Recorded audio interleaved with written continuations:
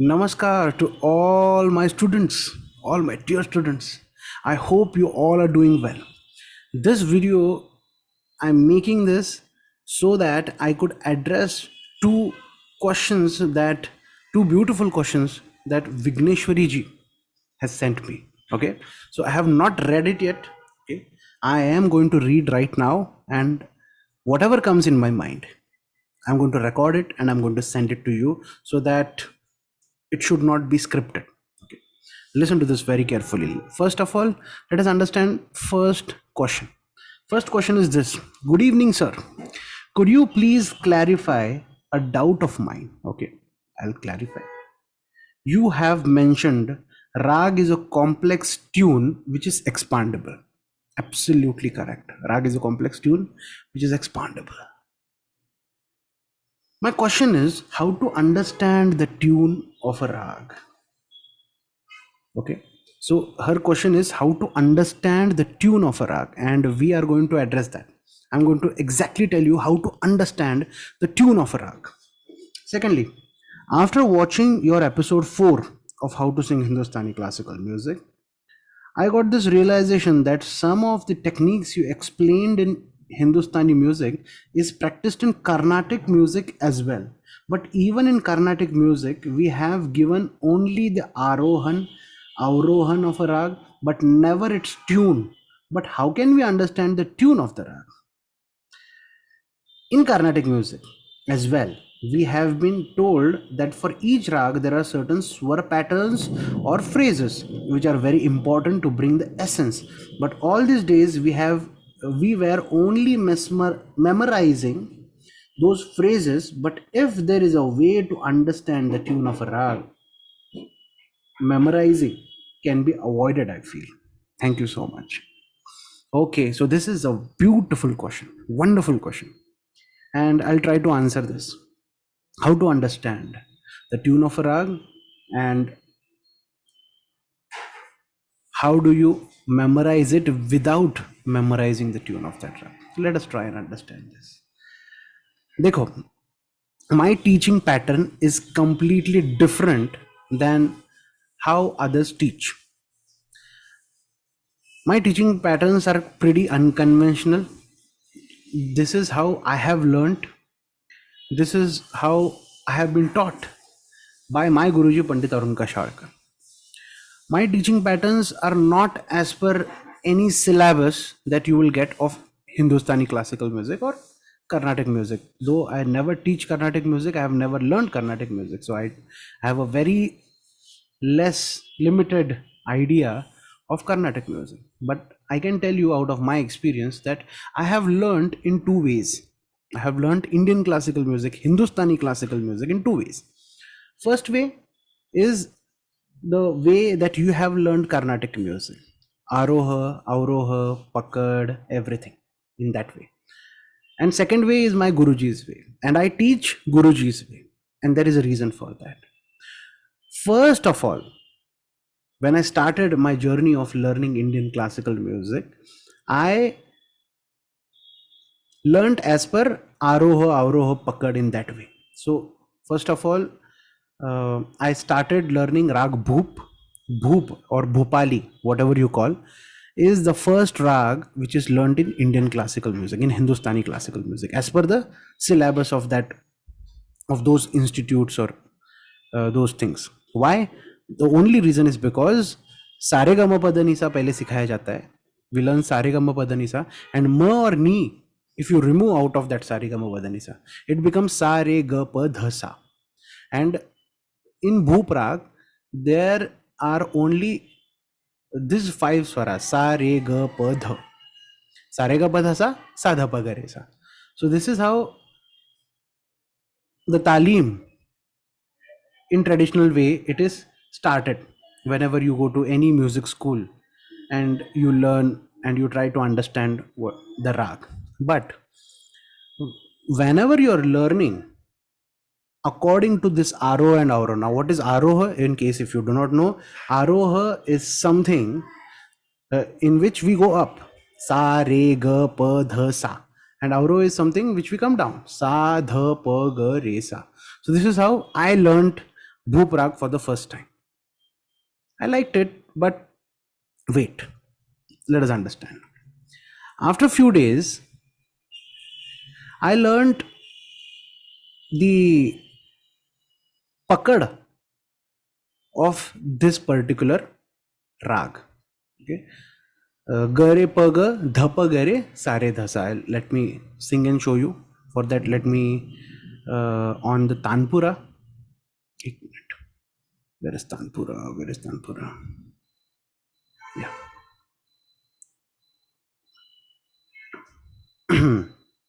Yeah.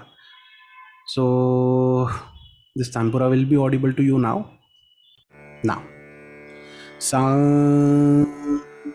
So this is Sa. Sa. Sa re ga. Sa re ga pa dha sa. So this is the arrow of राग भोपाली. सा रे ग प ध सा. ये आरोह. अवरोह क्या है? सा ध प ग रे सा.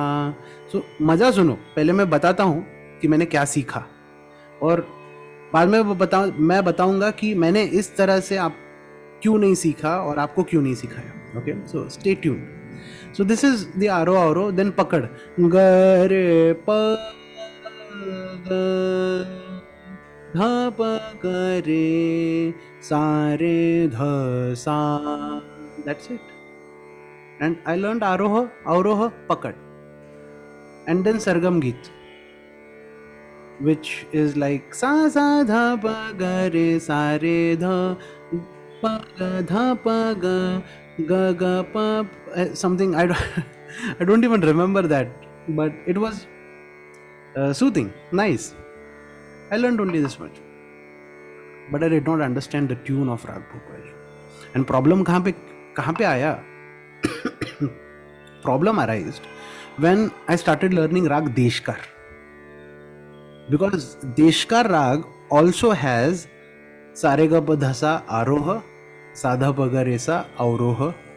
पकड़ थोड़ा सा डिफरेंट था. Now when I started learning Hindustani classical music, I learned alankars first, then aroha avroha of rag, and from that it is becoming very difficult to understand how to expand that particular rag in a correct way. Okay, what may be the reason that I am singing wrong phrases out of it? How do I identify whether Raag Deshkar and Raag Bhoop, whether I am singing Raag Deshkar or whether I am singing Raag Bhoop with the help of Sarega Badhasa and Sadha Pagaresa, because both have same swaras? Then how do we identify? Because of Pakad. So Pakad is only of one line. So shall we sing only one line? How do these professional singers sing without bothering about aro, auro, pakad? So pakad is just one part. It is just a tail of a big gigantic animal. So सिर्फ पूछ से पता नहीं चलता कि कौन सा प्राणी है. तो वैसे पकड़े वाली बात है. Then it became highly confusing after learning so many ragas. Then later I realized that Sarega Badhasa and Sadha Paga Resa, ये आरो आवरो, या इन्हीं सुरों के 5 अलग अलग राग है. 5 अलग अलग. शुद्ध कल्याण है, जैत कल्याण है, भूप है, देशकार है, और कुछ और क्या क्या है, in different thoughts and different things. And when I started learning under my Guruji, I started learning in the way that I am teaching you, that Raag is not a tune. Raag is not aro, auro, pakad or sargam geet. Raag is a tune. Now, when I realized that Raag is a tune, it became very easy for me to understand that particular Raag, because now I stopped looking that Raag as just Saregama Padanisa. any notations of Saregama Padanisa. I started looking that rag as a tune. Just like you sing, you speak English, for example. So we look English not in the form of A, B, C, D. We look at English as their sentences. In the same way, I started looking at rag as a tune. I hope that I'm not over explaining it, otherwise आप bore हो जाओगे. But very important to clear this. Now the question is, how do we understand the tune of a rag? Now, we humans can only understand the tune. We do not understand the notations, or it takes a lot of efforts to understand notations. We understand the tune only. Imagine for a moment that you know a Bollywood song, any Bollywood song.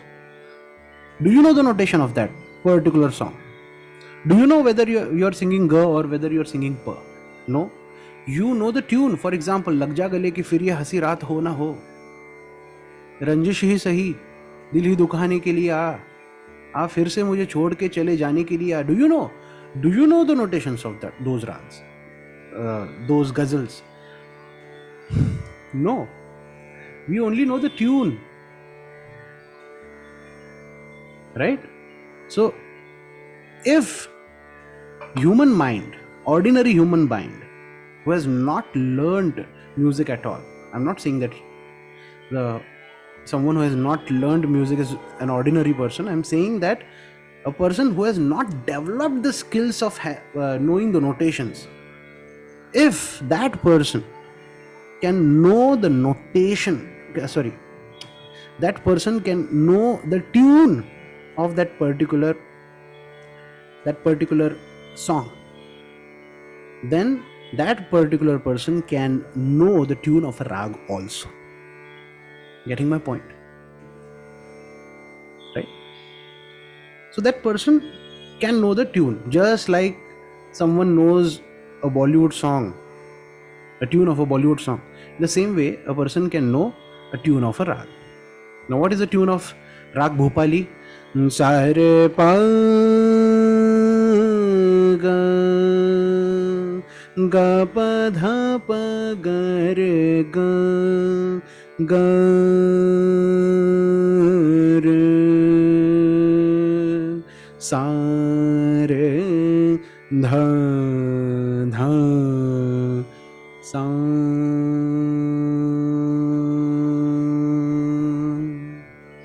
ga re pa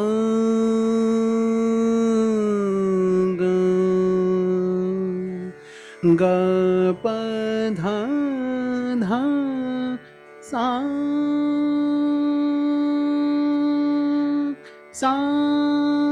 dha pa ga re ga sa re ga pa dha pa ga re ga re sa re dha dha sa. This is the tune of Raag Bhopali. So you can understand the tune. Another way of proving that you can know the tune of this particular rag is, you all scroll Instagram reels, and Instagram reels में जो भी trending audios आते हैं वो आपको याद रहता है, उसकी ट्यून आपको याद रहती है कि नहीं? सच बता ना. So that means that you are bound to know the tune of that rag. You can understand the tune of that rag. अभी सिर्फ ये ट्यून जो है ये बड़ी है, एंड ये ट्यून बड़ी है, एंड इस ट्यून को आप मोड़ सकते हो. It has got that flexibility कि इस लाइन के बाद ये, इस लाइन के बाद ये, ऐसा नहीं है. इसलिए इस लाइन के बाद आप ये भी गा सकते हो, इस लाइन के बाद आप वो भी गा सकते हो.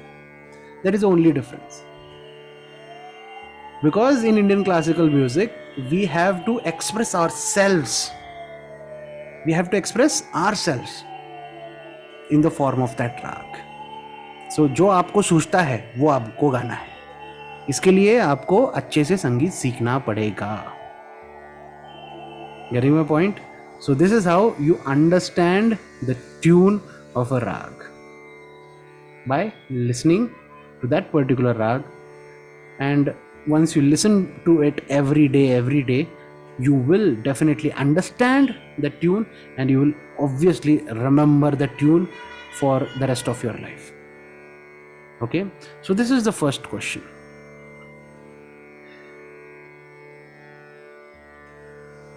Second question. One more clarification, sir. In Carnatic music, first we learn Varisai, which is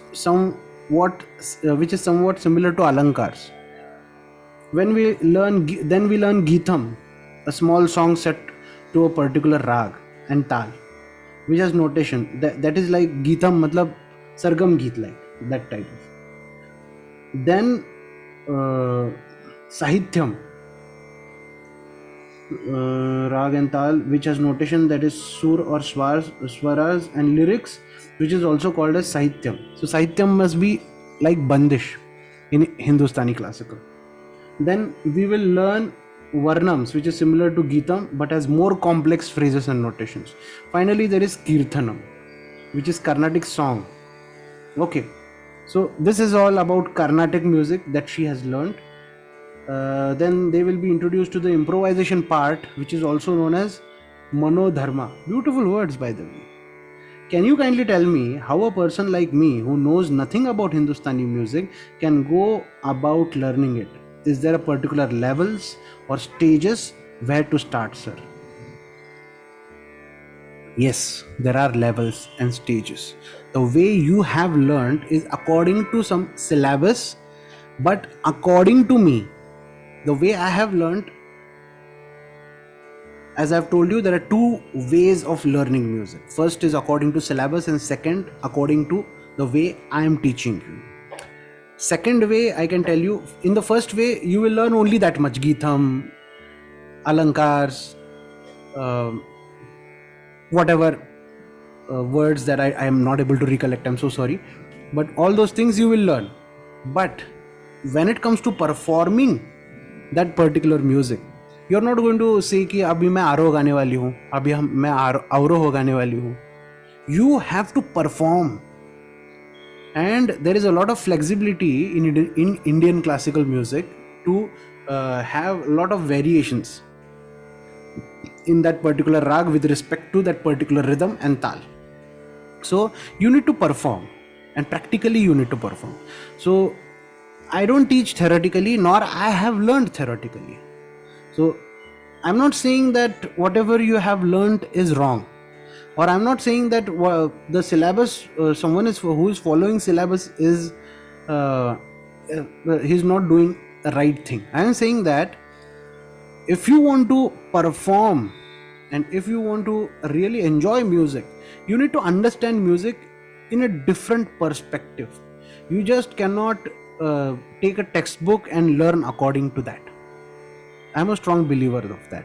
There is a difference between theories and a practical way of learning. And now I'm not saying that theories are not important. Theories are important, but at the same time, practical learning is more important.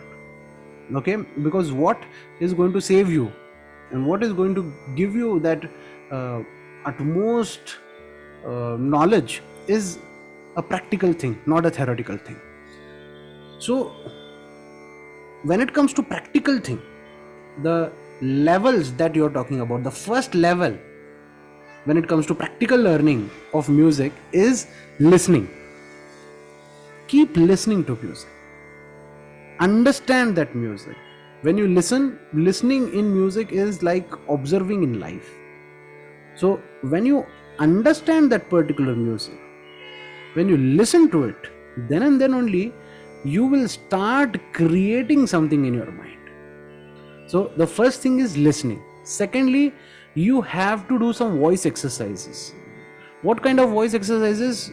Please go on my YouTube channel and you will understand. I have made a separate video on how to shape your voice. So practice kharj ka riyaz, practice sharja ka riyaz, and practice omkars and all those things. Practice it.